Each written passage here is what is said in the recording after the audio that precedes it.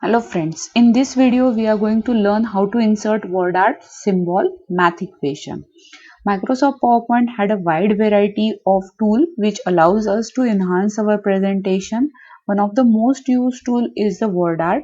WordArt is a special feature that allows us to give a special effect to the text such as curved text, 3D text, color gradient and many more. Next one is the symbols. So when you want to insert some special characters or some special symbols which is not found on your keyboard, you can use a symbol dialog box to add them to your slide. Simply choose the particular font library and you can insert a symbol.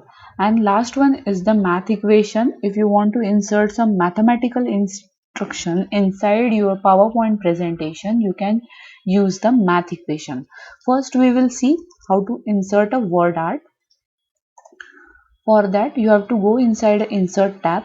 There is a word art option available. Just click over there, select any of the word art whichever you like and type the text like this. So once you insert a word art, automatically the drawing tool opens over here. You can see here a word art style. You can change your word art style at any point of time just by selecting this. Then if you want to fill the text with any color, you can fill it, just like I have selected the black, red, yellow. You can select any color. There are more colors option available. If you want to insert a gradient to your, you can also insert a gradient. You can also insert a texture. So there is an option of gradient texture also. If you want to change the outline, you can change it just by moving your cursor on different color. You can see the preview of that color. And if you want a weight of your should increase, then you can also increase the text outline from here. If you want a dashes one, you can also use the dashes one. Then next one is the text effect. If you want to use a text effect, you can also use like this, the reflection one, the glow one, 3D rotation.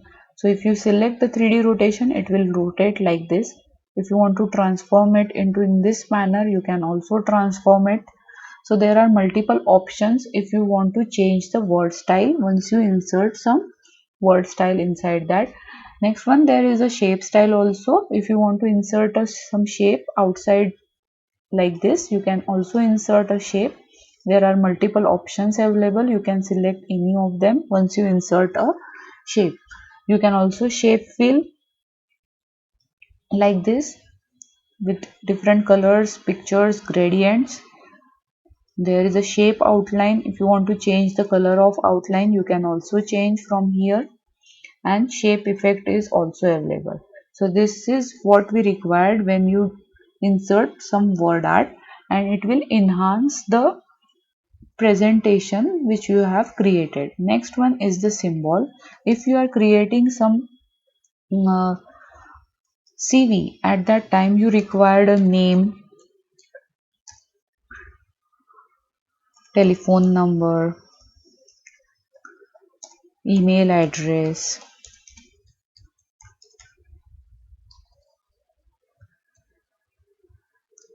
like this. At that time, instead of writing some text, you can insert a symbol.